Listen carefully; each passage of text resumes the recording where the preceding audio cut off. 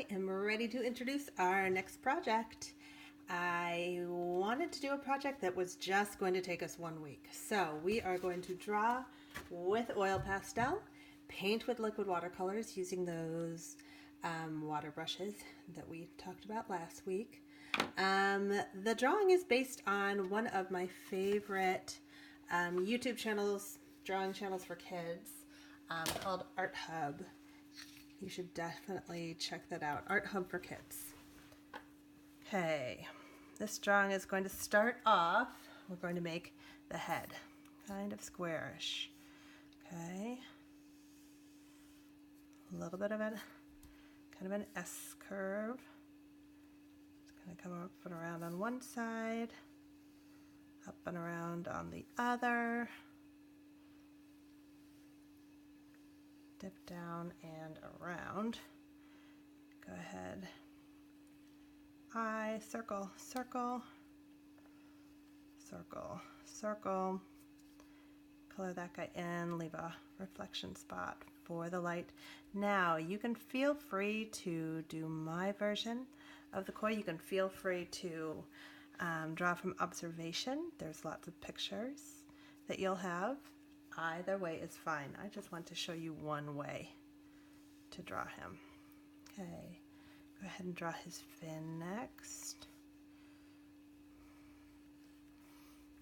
Okay, texture lines. Now we're going to draw a bit, kind of an upside down J. And sometimes I like to, again, before I'm drawing, kind of trace it out and imagine where my line is going to be with my finger, just so I know where it should end. Okay, so I'm going to start it right about here in the center and curve it this way and then back over. Okay, and this is going to be that center fin. Let's see. And then I kind of like them to be not quite so scallop shaped, just kind of a wavy line. And there again, just some texture all the way down to the end. Okay, now we're going to draw the side of his body. Okay, so just imagine that this line continues from here, skip over, so right about here, up and around, and meet up here. And then same thing over here. Line's going to come in here. Then it's going to continue here. We'll catch up right about here. Okay. Finish off, and then we'll draw his tail. A little bit of an S curve. A little bit of an S curve, kind of whatever shape, however big you'd like his tail to be. Okay. There we go. His other fin.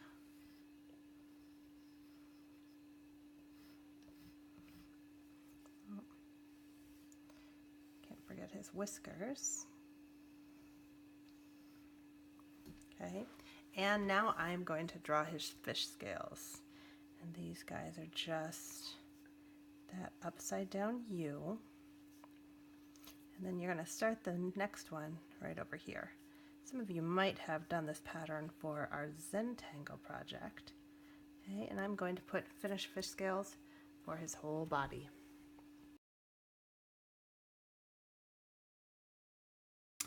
I was just noticing one thing that I did not like as much about this fish that I liked better about this fish. I liked how that head section was a little bit longer here on that one. This one's a little bit squat. That's okay. Kind of reminds me slightly of those creatures from The Little Mermaid. You know, the Ursula ones. Anyways, we're going to keep going. I'm going to draw just some white in the background. You probably won't be able to see this. Well, just some curvy lines. If you'd like to, You can draw swirls, you can draw any kind of shape. You're not, like I said, you're really not going to see it that much now. But what's going to happen is once you get the oil pastel, or once you get the watercolor on top of the oil pastel, the oil pastel will resist, and then you'll be able to see some of those lines there. And just draw some circles in. Water bubbles. Okay. Sometimes it's hard to talk and draw at the same time. Okay, and we're ready to paint. Again, we're using our water brush. We're going to paint warm colors inside the fish and then our blues on the outside. First thing that you're going to want to do, whoops, my brush was dirty. That's okay. Go ahead and clean it off. Just squirting some water into my water cup. Okay. Let's see. That's better. Okay, still kind of dirty. And like I said, we're using our warm colors, red, orange, yellow. See, I might even just give you red and yellow and see what happens. Putting some water down. That fish might be slightly greenish now with that blue water. Okay, and I'm just putting water down inside of the fish. Just getting my paper wet a little bit. Okay, we're going to do a little bit of a wet on wet technique, and that water is what's going to help that paint to travel. It's one of my favorite things about using watercolors. Okay,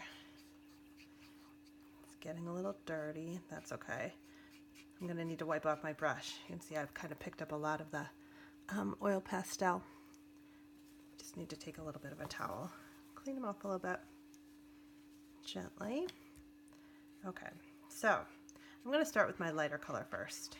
I'm going to start with my yellow. I'm going to put some yellow all over my fish, and then go from there.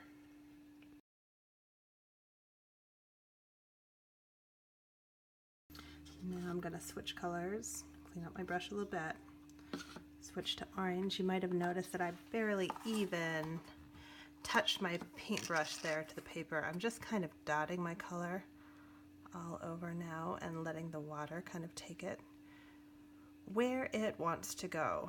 And I do want it to stay inside my fish though, and my oil pastel line kind of helps with that.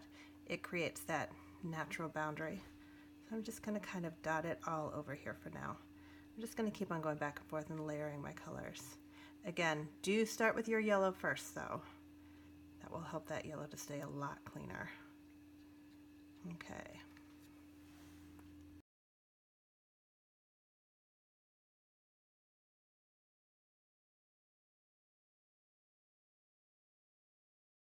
Last but not least, I am going to switch to blue for my water. Now, because this is kind of a larger expanse, I'm actually going to switch to a bigger brush here.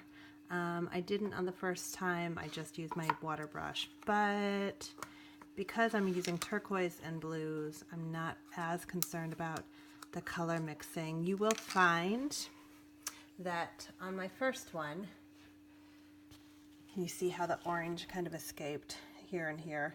That I had a lot of water just kind of sitting in my fins, and as soon as I touch the water, of course, it runs out, and that's what's kind of is the conduit for the color. So I'm going to be careful with that, but same thing, I'm going to paint with water. Okay, just put some water down. I'm going to be careful there. Maybe even slurp up some color there. Or I might not worry about it too much. Okay, just some water. And you'll really see that wet on technique here because I have less oil pastel barriers, and you'll see kind of like that happening here with the water. Oops, see, I touched the water. So all the orange is coming out, and that's okay. I'm not gonna worry about it. Okay. Oh, same thing there. One of the beautiful things about watercolors is just the way that the color travels like that. So you kind of just can't fight it so much. So again, just color. And I'm dropping it all, just kind of dotting it all over my page. There. And letting the water carry it. I'm going to do that all over. You can see I didn't put water over here. See what happens there? See how static it is there when I didn't put on the water first? Okay. So there again, water first. And I'm going to keep on going both with my blue and then a little bit at the end with my turquoise.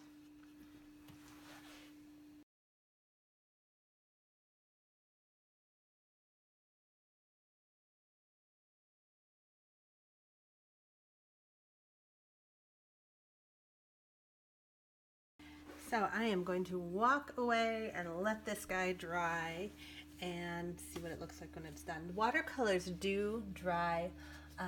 They fade a lot as they dry. This guy's even more dry now than he was in the beginning. You can see he's a lot paler. So keep that in mind. Don't be so worried if your color is pretty bright and brilliant. Although I kind of love it wet. I might try him again, even drawing him in white oil pastel. That might be kind of pretty too. Anyways, easy peasy.